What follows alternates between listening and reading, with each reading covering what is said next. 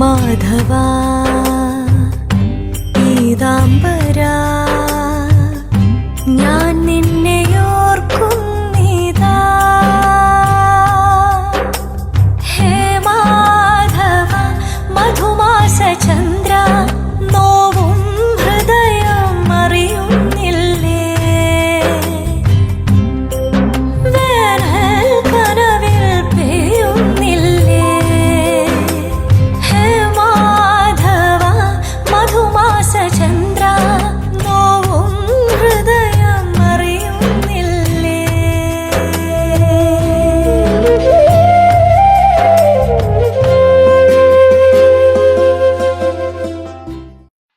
മാല നഷ്ടപ്പെട്ടു എന്ന് ഞാൻ അറിയുന്നതിന്റെ മുമ്പ് ഒരു ദിവസം വിദ്യ ഇവിടെ വന്നിരുന്നു.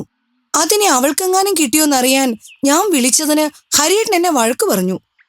അയ്യേ, അമ്മ അത് വിളിച്ചു ചോദിച്ചോ? ചോദിച്ചു. അതിനെന്താ? അത് മോശമല്ലേ അമ്മേ? നമ്മളൊരു ബന്ധുവീട്ടിൽ ചെന്നിട്ട് തിരിച്ചു വരുമ്പോ അവിടെ നിന്ന് ആരെങ്കിലും വിളിച്ചിട്ട് ഞങ്ങളുടെ ഒരു മാല കളഞ്ഞു പോയി, അത് കിട്ടിയായിരുന്നു എന്ന് വിളിച്ച് ചോദിച്ചാ നമുക്ക് ഫീൽ ചെയ്യില്ലേ? അവര് നമ്മളെ കള്ളനാക്കിയും തോന്നില്ലേ? ഞാൻ അങ്ങനൊന്നും ചിന്തിച്ചില്ല. എനിക്ക് ആ മാല വേണം. അത് ആർക്കെങ്കിലും കിട്ടിയോ, അത് എവിടെ പോയി, അത് ആരെങ്കിലും എടുത്തതാണോ എന്നൊക്കെ എനിക്ക് അറിഞ്ഞല്ലേ പറ്റൂ. ആരോടും ഒന്നും ചോദിക്കാതെ ഞാൻ വെറുതെ ഇവിടെ ഇരുന്ന് ആലോചിച്ചോണ്ടിരുന്നാലേ എനിക്കത് തിരിച്ചു കിട്ടുവോ? അമ്മ ആരോടെങ്കിലും വിളിച്ച് ചോദിച്ചിട്ട് മാല തിരിച്ചു കിട്ടിയോ? ഇല്ല. അപ്പൊ വിളിച്ച് ചോദിച്ചാലും കിട്ടില്ലെന്ന് മനസ്സിലായില്ലേ? വെറുതെ മറ്റുള്ളവരെ വെറുപ്പിക്കാന്നല്ലാതെ അതുകൊണ്ട് എന്തെങ്കിലും പ്രയോജനം ഉണ്ടായോ? ഇല്ല. ധന്യ കുറച്ചു മുമ്പ് എന്നെ വിളിച്ച് വഴക്കുണ്ടാക്കിയിട്ട് വെച്ചതേ ഉള്ളൂ. ധന്യന്റെ അത്രയല്ലേ ചെയ്തോളൂ. ആ സ്ഥാനത്ത് അമ്മയായിരുന്നെങ്കിലേ വീട്ടിൽ ചെന്ന് വഴക്കുണ്ടാക്കില്ലായിരുന്നോ? പിന്നെ ഞാൻ എന്ത് ചെയ്യണമെന്നാ നീ പറയുന്നേ? എടാ, ഈ വീട്ടിലെ അലമാരയുടെ ഉള്ളിലിരുന്ന മാല കയ്യും കാലും വെച്ച് ബോക്സ് തുറന്ന് അതിൽ നിന്ന് ഇറങ്ങി പുറപ്പെട്ടു പോകുന്നു വിചാരിച്ചോ? അമ്മ എന്ത് കരുതിയാലും കുഴപ്പമില്ല. പക്ഷെ മറ്റുള്ളവരെ വിളിച്ച് ഓരോന്ന് പറയുമ്പോൾ സൂക്ഷിക്കണം. വെറുതെ പ്രശ്നങ്ങൾ കൂട്ടാന്നല്ലാതെ അതുകൊണ്ട് ഒരു ഗുണവും ഉണ്ടാവില്ല. ഇനി വേറെ വഴിയൊന്നും എന്റെ മുന്നിലില്ല. നമുക്ക് പോലീസ് കേസ് കൊടുക്കാം. അമ്മയ്ക്കിത് എന്തിന്റെ കേടാ? പോലീസുകാർ ഈ വീട്ടിൽ കയറി ഇറങ്ങി വെറുതെ നാട്ടുകാരെ കൊണ്ട് പറയിപ്പിച്ച് അമ്മയുടെ ബാക്കിയുള്ള ആഭരണങ്ങൾ അവർ പരിശോധിച്ച് ചിലപ്പോ അതും അവരെന്തെങ്കിലും പറഞ്ഞു എടുത്തോണ്ട് പോയി. പിന്നെ നമ്മളത് തിരിച്ചു വാങ്ങാൻ അവരുടെ പിന്നാലെ പോയി മടുക്കും. ഇപ്പൊ ഒരു മാലയല്ലേ പോയോളൂ എന്ന് കരുതി മിണ്ടാതിരുന്ന സമാധാനം ഉണ്ടാവും. ചിലപ്പോ കുറച്ചു ദിവസം കഴിഞ്ഞ് അവിടെ എവിടെയെങ്കിലും കിടന്ന് മാല തിരിച്ചു കിട്ടുകയും ചെയ്യും. അങ്ങനെ കിട്ടുമെന്നുള്ള പ്രതീക്ഷയൊന്നും എനിക്കില്ല. ഞാൻ എന്തായാലും ഹരിയേട്ടനോടും കൂടെ ഒന്ന് അഭിപ്രായം ചോദിക്കട്ടെ. ഹരിയേച്ചൻ ഇവിടെ ഉണ്ടോ? ആ, മുറിയിലുണ്ട്. അമ്മേ, ഈ കേസിൽ പോലീസൊന്നും ഇടപെടാതിരിക്കുന്നതാണ് നല്ലത്. വെറുതെ കുഴപ്പങ്ങൾ കൂട്ടുകയുള്ളൂ. നീ ഈ പറയുന്ന കുഴപ്പങ്ങളൊന്നും പോലീസുകാരുണ്ടാക്കുമെന്ന് എനിക്ക് തോന്നുന്നില്ല. അമ്മയോട് പറഞ്ഞിട്ട് ഒരു കാര്യമില്ല. അമ്മ മനസ്സിൽ ഓരോന്ന് ചിന്തിച്ചു കൂട്ടും. എന്നിട്ട് മറ്റുള്ളവരെല്ലാം അതുപോലെയാണെന്ന് അങ്ങ് വിശ്വസിക്കും. പക്ഷേ ഈ ലോകം അങ്ങനെയൊന്നും അല്ല അമ്മേ. ഞാൻ പറയാനുള്ളത് പറഞ്ഞു. ഇനി അമ്മയുടെ ഇഷ്ടം പോലെ ചെയ്യും.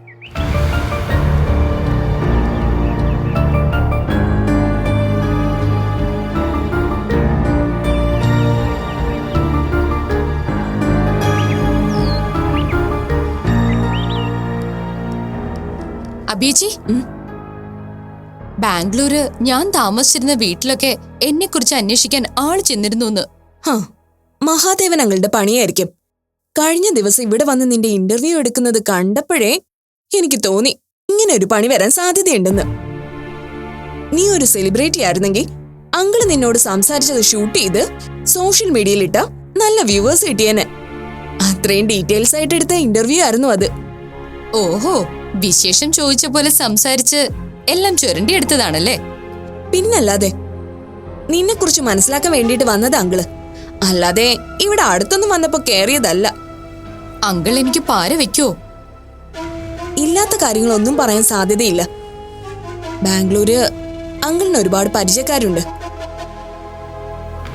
അവരെ കൊണ്ട് വിസ്മയെ പറ്റി അവിടെ അന്വേഷിക്കുന്നുണ്ടാവും. അവരായിരിക്കും വിസ്മ താമസിച്ചിരുന്ന വീട്ടിലൊക്കെ ചെന്നത്. അന്വേഷിച്ചാൽ അവരറിയുന്ന കുഴപ്പം പിടിച്ച കാര്യങ്ങൾ എന്തെങ്കിലും ഉണ്ടോ? ഏയ്, അങ്ങനെയൊന്നുമില്ല. എന്നാലും നമ്മളെക്കുറിച്ച് മറ്റുള്ളവരെന്തൊക്കെയാ പറയുന്നതെന്ന് നമുക്കറിയില്ലല്ലോ. മനസ്സാ വാച അറിയാത്ത കാര്യങ്ങൾ പോലും നമ്മളുടെ ആളുകൾക്ക് വൈരാഗ്യം ഉണ്ടാവുന്ന കാലാ. അങ്ങനെ ആരെങ്കിലും എന്തെങ്കിലും പറഞ്ഞാൽ ആ വാക്കുകൾ മാത്രം മതിയല്ലോ നമ്മുടെ ജീവിതം തകരാൻ. അങ്ങനെയൊക്കെ ചിന്തിക്കുമ്പോ ഒരു ടെൻഷനുണ്ട്. വെറുതെ ടെൻഷനൊന്നും വേണ്ട, ഒരു കുഴപ്പമുണ്ടാവില്ല. ഇനിയിപ്പോ ഉണ്ടായ തന്നെ ഞാനൊക്കെ ഇല്ലേ ഇപ്പൊ ഇവിടെ, നമുക്ക് നോക്കാന്നേ. ചെയ്യാത്ത കുറ്റത്തിന് ശിക്ഷ അനുഭവിക്കുന്ന ഒരവസ്ഥ എനിക്ക് പലപ്പോഴും ഉണ്ടായിട്ടുണ്ട്. അത് ഒരുപാട് സങ്കടം ഉണ്ടാക്കുന്ന കാര്യ. ഇവിടെ അങ്ങനെ എന്തെങ്കിലും സംഭവിക്കുമെന്ന് എനിക്ക് നല്ല പേടിയുണ്ട്. എന്റെ ഇതുവരെയുള്ള ജീവിതത്തില് ഞാൻ ഏറ്റവും ആഗ്രഹിച്ച, ഏറ്റവും സ്വപ്നം കണ്ട ഒരേ ഒരു കാര്യ ആദർശന്റെ ഭാര്യയാവുക എന്നുള്ളത്. അതെനിക്ക് കിട്ടാതെ വന്നാ പിന്നെ എന്ത് ചെയ്യണമെന്ന് പോലും എനിക്ക് അറിയില്ല അഭിയേച്ചി. നീ വിഷമിക്കാതെ, ആദർശിനെ നിനക്ക് തന്നെ കിട്ടും. അവനെ ഇത്രയും സ്നേഹിക്കുന്ന ഒരു പെണ്ണിനെ വേറെ എവിടെ കിട്ടാനാ? നിന്നെ വേണ്ടാന്ന് വെച്ചാ അതിന്റെ നഷ്ടം നിനക്കല്ല, ആദർശിനാ. അങ്ങനെയൊക്കെ നമുക്ക് ഇവിടെ ഇരുന്ന് പറയാനല്ലേ പറ്റൂ. ഇതൊക്കെ ചേച്ചി എന്നെ സമാധാനിപ്പിക്കാൻ വേണ്ടി പറയുന്ന വെറും വാക്കായേ എനിക്ക് തോന്നുന്നുള്ളൂ. അങ്ങനെയൊക്കെ തോന്നിയ എന്ത് ചെയ്യാൻ പറ്റും വിസ്മയെ? നമ്മൾ എല്ലാ വഴിക്കും ശ്രമിക്കുന്നില്ലേ? ആരൊക്കെയാണ് ഭൂമിയിൽ ഒന്നിച്ച് ജീവിക്കേണ്ടതെന്ന് ഈശ്വരൻ നേരത്തെ തീരുമാനിച്ചിട്ടുണ്ടാവും. അതെന്തായാലും അങ്ങനെയല്ലേ സംഭവിക്കൂ. എന്തെങ്കിലും കാരണവശാൽ കല്യാണം നടന്നില്ലെങ്കിൽ ആദർശിനേക്കാൾ സ്നേഹവും കെയറും തരുന്ന ഒരു നല്ല പയ്യനെ കിട്ടൂന്ന് കരുതി സമാധാനിക്ക. ഒന്ന് പോവുക അഭിയേച്ചി അവിടുന്ന്. ഇത് കോളേജിൽ തേപ്പ് കിട്ടുന്നവരെ സമാധാനിപ്പിക്കാൻ സ്ഥിരം പറയുന്ന ക്ലീശ ഡയലോഗാ. അതെന്നോട് പറയല്ലേ. സിറ്റുവേഷൻ അങ്ങനെ ആവുമ്പോ ഡയലോഗ് അങ്ങനെയല്ലേ വരൂ. ഞാനിപ്പോ എന്താ ചെയ്യേണ്ടെന്ന് നീ പറ. ആദർശന്റെ വീട്ടിൽ കാര്യങ്ങൾ എങ്ങനെ മൂവ് ആവുന്നു അറിയണം. വേറെ ആലോചന എന്തെങ്കിലും നടക്കുന്നുണ്ടോന്ന് നോക്കണം. ശ്യാമയുടെ കാര്യാന്ന് അങ്കിള് പറഞ്ഞെങ്കിലും അത് അമ്മയുടെ ആന്റിയുടെ അടുത്തൊന്നും എത്തിയിട്ടില്ല. എത്തിയിരുന്നെങ്കിൽ അമ്മ എന്നോട് പറഞ്ഞേനെ. അപ്പൊ ലിസ്റ്റിൽ ഇപ്പോഴും ഞാൻ മാത്രമേ ഉള്ളൂ എന്ന് ഉറപ്പാണോ? ആലോചന ചെന്നവരുടെ ലിസ്റ്റില് നീ മാത്രമേ ഉള്ളൂ. പക്ഷേ ആദർശ് ഒരു കൃത്യമായ മറുപടി കൊടുക്കാത്തതുകൊണ്ട് നിന്റെ ആലോചന സ്റ്റക്കായിട്ട് നിപ്പുണ്ട്. നീ ഇങ്ങനെ ധൃതി വെക്കാതെ എന്താകുമെന്ന് നമുക്ക് നോക്കാം.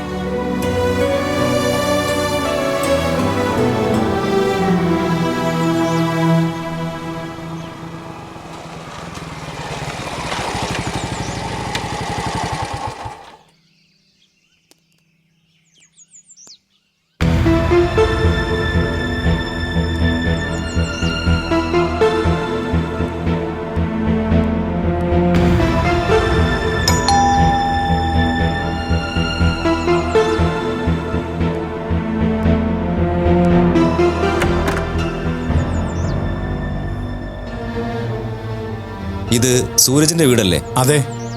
സൂരജിനെ ഒന്ന് വിളിക്കൂ. എന്താ സാർ കാര്യം? സൂരജിനെ ഒന്ന് കാണേണ്ട ആവശ്യമുണ്ട്, അയാളെ വിളിക്കൂ. സൂരജ് ഇവിടെ ഇല്ല സാർ. എവിടെ പോയി? പുറത്തെവിടെ പോയതാ, കുറച്ച് കഴിയുമ്പോൾ വരും. എങ്കിൽ അയാളോട് എത്രയും പെട്ടെന്ന് പോലീസ് സ്റ്റേഷനിലേക്ക് വരാൻ പറയണം. എന്താ സാർ, എന്തെങ്കിലും പ്രശ്നമുണ്ടോ? എന്താണെങ്കിലും പറഞ്ഞോളൂ. അത് പിന്നെ എന്താ സാർ? സൂരജ് ഒരു പ്രൈവറ്റ് ഫിനാൻസിൽ ഒരു മാല പണയം വെച്ചിട്ടുണ്ടായിരുന്നു. പക്ഷേ അത് മുക്കുവണ്ടമാണ്. ഇത് വലിയ കേസാണ്.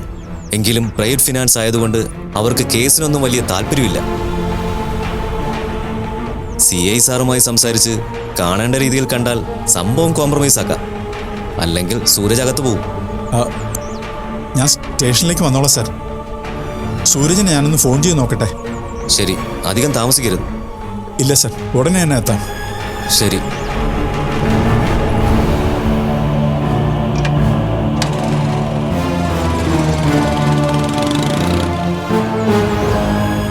ബീനെ, ബീന.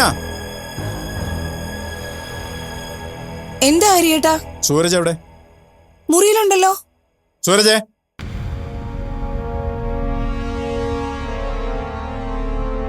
എന്താ? ബീനയുടെ മാല ആരാ എടുത്തത്? ഞാൻ എങ്ങനെ അറിയാനാ? സത്യം പറയ സൂരജേ, നിനക്കറിയില്ലേ? എന്താ ഹരിയേട്ടാ ഇത്? അവൻ എന്തിനാ എന്റെ മാല എടുക്കുന്നേ? ഇത് അന്ന് ഹരിയേട്ടൻ ചോദിച്ചതല്ലേ? ഇതിന്റെ പേരിൽ സംസാരം ഉണ്ടായതല്ലേ? വീണ്ടും അതേ കാര്യം പറഞ്ഞ് വഴക്കുണ്ടാക്കുന്ന എന്തിനാ? ഇതിൽ വഴക്കും ബഹളവും ഒന്നുമില്ല. എല്ലാ തെളിവുകളോടും കൂടിയാ ഞാനീ ചോദിക്കുന്നത്. സൂരജ് ഇനിയും സത്യം പറഞ്ഞില്ലെങ്കിൽ ഞാൻ ഇവന്റെ കാര്യത്തിൽ ഇടപെടില്ല. തെറ്റ് ചെയ്തവർ അതിന്റെ ശിക്ഷ എന്താണെന്ന് വെച്ചാൽ അത് അനുഭവിക്കട്ടെന്ന് വെക്കും. സത്യം പറ, എന്തിനാ നീ ബീനയുടെ മാല എടുത്തത്? ഇവിടെ ഇത്രയും പ്രശ്നങ്ങൾ നടന്നിട്ടും നീ ആ കാര്യം പറയാതിരുന്നത് എന്താ? ഹരിയച്ചൻ എന്തൊക്കെ അനാവശ്യങ്ങളായി ഈ പറയുന്നത്? വേണ്ട സൂരജെ, വെറുതെ കള്ളം പറയാൻ ശ്രമിക്കണ്ട. നീ ആ മാല എടുത്തൊരു പ്രൈവറ്റ് ഫിനാൻസിൽ പണയം വെച്ചില്ലേ? ഞാനോ? അതെ, എല്ലാം അറിഞ്ഞിട്ട് തന്നെ ഞാൻ സംസാരിക്കുന്നത്.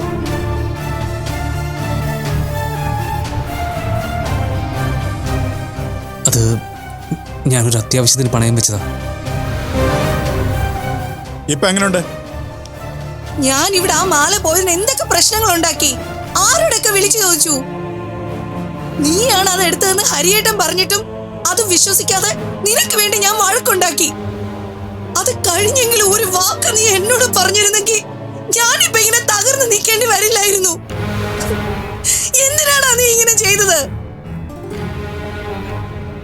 ആവശ്യത്തിനും അനാവശ്യത്തിനും എല്ലാം നീ ചോദിക്കുന്ന പണം ഞാൻ തരാറില്ലേ? അവസാനം നീ തന്നെ എന്നോട് ഇങ്ങനെ ചെയ്തല്ലോടാ.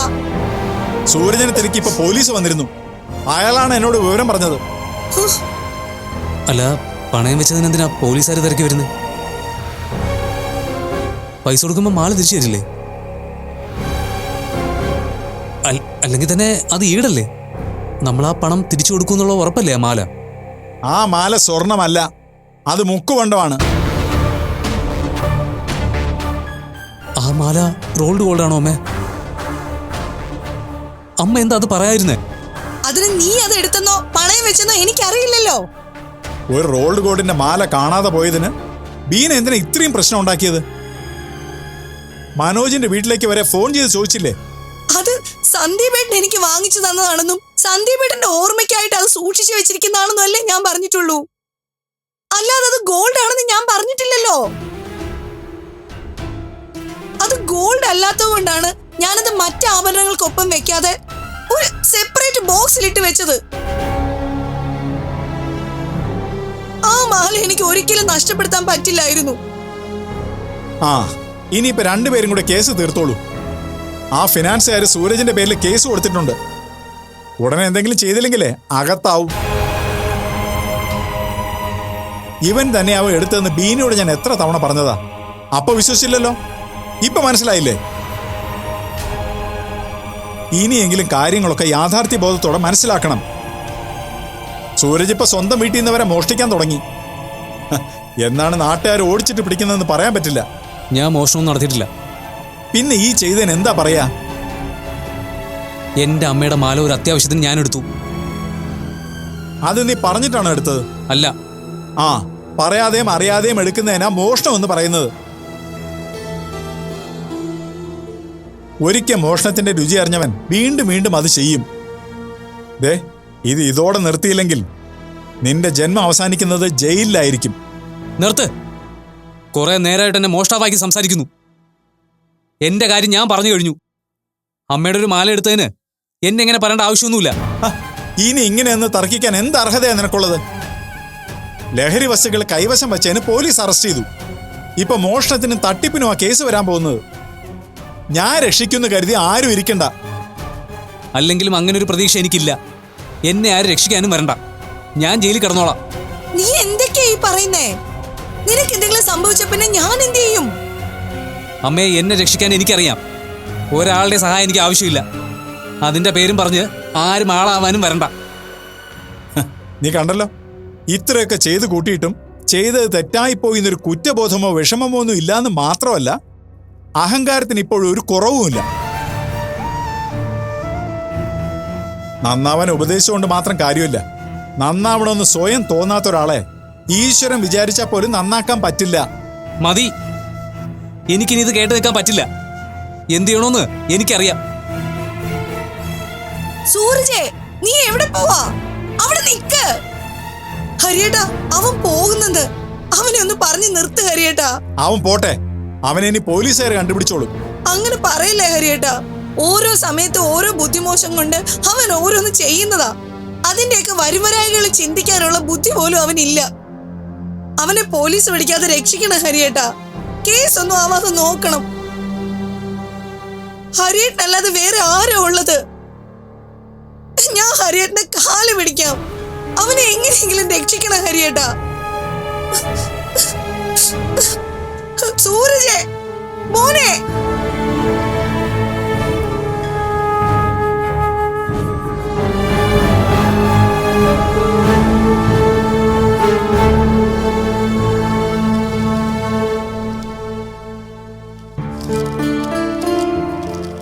ഓക്കെ മീര, ഇനിയിപ്പോ ഇത് ഞാൻ ഒപ്പിടണമെന്നില്ല. എല്ലാം ആദർശിനെ കാണിച്ച് സൈൻ വാങ്ങിച്ചോളൂ. Okay ma'am. അല്ല, മീര ഇറങ്ങല്ലേ? അതെ മാം. എന്റെ ഒപ്പം വന്നോളൂ, ഞാൻ ബസ് സ്റ്റോപ്പിൽ ഡ്രോപ്പ് ചെയ്യാം. എനിക്ക് നമ്മുടെ കമ്പനിയുടെ മുമ്പിൽ നിന്ന് തന്നെ തിരിച്ചുള്ള ബസ് കിട്ടും. ഓ ആണോ? എങ്കിലും ഓക്കെ, ഞാൻ ഇറങ്ങാം. ഇടയ്ക്ക് വരുമ്പം കാണാം. ശരി മാം. എന്തെങ്കിലും ആവശ്യമുണ്ടെങ്കിൽ എന്നെ ഒന്ന് ഫോൺ വിളിച്ചാൽ മതി. Okay ma'am. എന്നാ ശരി.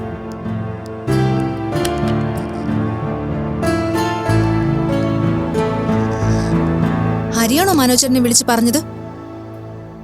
അതെ. എന്നാലും സൂരജ് അങ്ങനെയൊക്കെ ചെയ്യോ?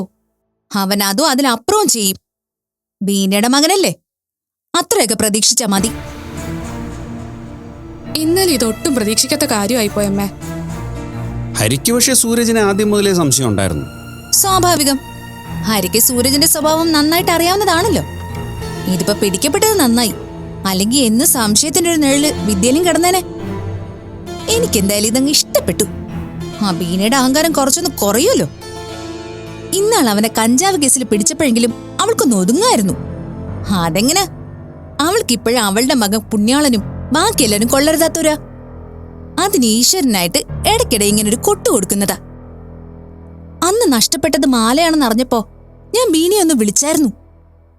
എന്തൊരഹങ്കാരത്തിൽ അവളെന്ന് എന്നോട് സംസാരിച്ചെന്നറിയോ? ധന്യോട് വിളിക്കരുത്, അതിനെക്കുറിച്ച് സംസാരിക്കരുതെന്ന് ഞാൻ പറഞ്ഞതല്ലേ. അതൊന്നും മനോജേട്ടന് പറഞ്ഞാൽ മനസ്സിലാവില്ല. ഇതൊക്കെ പെണ്ണുങ്ങൾ തമ്മിൽ പറഞ്ഞു തീർക്കേണ്ട കാര്യങ്ങളാ. ഞാൻ ബീനയെ വിളിച്ച കാര്യം ഞാൻ പറഞ്ഞല്ലാതെ വേറെ ആരെങ്കിലും ഇതുവരെ അറിഞ്ഞോ? അറിയില്ല. അതങ്ങനെയാ. ഒരു കാര്യം എങ്ങനെ ഡീൽ ചെയ്യണമെന്ന് എനിക്കറിയാം. ധന്യം, എന്നാലും നീ ബീനെ വിളിക്കരുതായിരുന്നു. അതെന്താ? അന്ന് വിളിച്ചത് വളരെ നന്നായി. ഇനി അവള് ഒരിക്കലും എന്റെ മുന്നിൽ ആളാവില്ല. അന്ന് ഞാൻ വിളിക്കാതെ മിണ്ടാതെ ഇരുന്നിരുന്നെങ്കിൽ ഇന്നെനിക്ക് ഇത്രയും കോൺഫിഡൻസ് ഉണ്ടാവില്ലായിരുന്നു. ഇന്നൊന്നുകൂടി ബീനയെ വിളിക്കണം. അവൾക്ക് എന്താ മറുപടി പറയാനുള്ളതെന്ന് എനിക്കൊന്ന് അറിയണം. വേണ്ട, ഇക്കാര്യം പറയാനായിട്ട് നീ ഒരു കാരണവശാലും ബീനെ വിളിക്കരുത്. ഒരാൾക്കൊരു കഷ്ടകാലം വരുമ്പോൾ അത് നോക്കി സന്തോഷിക്കുന്നതും കൈകൊട്ടി കളിയാക്കി ചിരിക്കുന്നതും ഒക്കെ അല്പത്തരവാ. ആ, എനിക്ക് ഇത്തിരി അല്പത്തരം ഉണ്ടെന്ന് കരുതിക്കോ. അതിലെനിക്ക് ഒരു നാണക്കേടുമില്ല. വേണ്ടമ്മേ, അച്ഛൻ പറഞ്ഞതാ ശരി. ഇപ്പൊ വിളിക്കുന്നത് മോശാ. ഇപ്പൊ വിളിക്കണ്ട. നിങ്ങൾ ഇങ്ങനെ പറയാൻ തുടങ്ങിയ ഞാൻ എന്ത് ചെയ്യും? ധന്യം, ഇപ്പൊ വിളിക്കാതിരിക്കുന്നതാ നല്ലത്. എപ്പോ വേണമെങ്കിലും ആർക്ക് വേണമെങ്കിലും എന്ത് വേണമെങ്കിലും സംഭവിക്കാം. നമുക്ക് എന്തെങ്കിലും ഒരു വീഴ്ച വന്നിട്ട് ആ സമയത്ത് ആരെങ്കിലും വിളിച്ച് എന്തെങ്കിലും പറഞ്ഞാല് നമ്മുടെ മനസ്സിനെ അതെങ്ങനെ ബാധിക്കും നീ ഒന്ന് ആലോചിച്ച് നോക്ക്. എത്ര ആലോചിച്ചാലും ബീനയെ വിളിച്ച് 4 എണ്ണം പറയാൻ തന്നെ എനിക്ക് തോന്നുന്നത്. എന്തോ. പക്ഷെ മനോജേട്ടൻ പറഞ്ഞതുകൊണ്ട് ഞാൻ ഇനി വിളിക്കുന്നില്ല. അച്ഛനും മോൾക്ക് സമാധാനം ആവട്ടെ.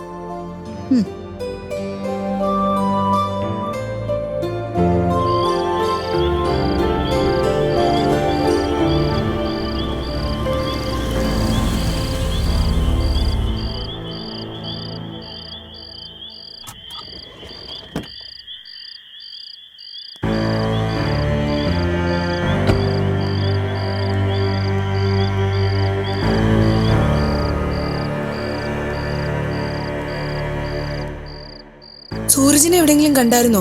ഇല്ല, അതിന് ഞാൻ സൂരജിനെ തിരക്കി പോയതല്ലല്ലോ. ഞാൻ CA കാണാൻ ചെല്ലണമെന്ന് ഇവിടെ വന്ന പോലീസുകാരൻ പറഞ്ഞിരുന്നു. അതുകൊണ്ട് പോയി CA കണ്ടു. അവർ കേസ് പിൻവലിച്ചോ? ആ, CAക്ക് കുറച്ച് കാശ് കൊടുക്കേണ്ടി വന്നു. പിന്നെ ഫിനാൻസുകാരുടെ എമൗണ്ട് സെറ്റിൽ ചെയ്തു. അതോടെ കേസ് ഒഴിവാക്കിയിട്ടുണ്ട്. ഇനി ഇത്തരം പരിപാടികളുമായിട്ട് ഇറങ്ങിയാൽ ഒരു ദാക്ഷിണ്യം ഇല്ലാതെ കേസ് എടുത്തോളാൻ പറഞ്ഞിട്ടുമുണ്ട്. ഹരിയേട്ടാ, സൂരജ് ഇതുവരെ വന്നിട്ടില്ല. അവനെ വിളിച്ചു നോക്കിയിട്ട് ഫോണും എടുക്കുന്നില്ല. ദേഷ്യപ്പെട്ട് വാശി കാണിച്ച അവൻ ഇവിടുന്ന് ഇറങ്ങിപ്പോയത്. അവൻ എവിടെയാണെന്നറിയാതെ എനിക്കൊരു സമാധാനവും കിട്ടുന്നില്ല. നിങ്ങൾ രണ്ടുപേരും എന്നെക്കുറിച്ച് എന്താ ധരിച്ചു വെച്ചിരിക്കുന്നത്? നിങ്ങൾ എന്തൊക്കെ ചെയ്താലും എന്നും അതെല്ലാം സഹിച്ചും ക്ഷമിച്ചും ഞാൻ അഡ്ജസ്റ്റ് ചെയ്ത് നിന്നോളൂന്നോ? അമ്മയും മോനും കൂടി എന്നും ഓരോ പ്രശ്നങ്ങൾ ഉണ്ടാക്കുക, ബാക്കിയുള്ളവർ അതിന്റെ പിന്നാലെ അലഞ്ഞോളുക. സൂരജ് കൊച്ചുകുട്ടിയൊന്നും അല്ലല്ലോ. ഇത്രയും പ്രശ്നങ്ങൾ ഉണ്ടാക്കാൻ അവനറിയാം. ഇനി എന്തിനാ ഞാൻ അവനെ തിരക്കി നടക്കേണ്ടത്? അവനിവിടുന്ന് പോകാൻ അറിയാമെങ്കിലേ വരാനും അറിയാം. ഞാൻ അവനെ അന്വേഷിച്ച് പോകുന്നൊന്നും ബീന പ്രതീക്ഷിക്കണ്ട. എന്നെ കൊണ്ട് അതിന് പറ്റില്ല. ഹരിയേട്ടാ അങ്ങനെ പറയല്ലേ. അവന് നിർത്ത് ബീന. അവന് വേറെ ആരും ഇല്ലെന്നൊരു വാക്ക് ബീന ഇനി പറയരുത്. അങ്ങനൊരു അവസ്ഥ അവൻ ഇവിടെ ഇല്ല. ഇനി ഉണ്ടെങ്കിൽ തന്നെ ആ ഒരു വിചാരം ഉണ്ടാവേണ്ടത് അവനാ. അവന് വയസ്സെത്രയെന്ന് അറിയാലോ. അവന്റെ പ്രായത്തിലുള്ള പയ്യന്മാർ ജോലിക്ക് പോയി വീട്ടിലുള്ളവർക്ക് ചെലവിന് കൊടുത്തു തുടങ്ങി. അവനിപ്പോഴും കൂട്ടുകാരുടെ കറങ്ങി നടന്ന് നശിക്കുക. ഇതിനെല്ലാം കാരണക്കാരി ബീന മാത്രമാ.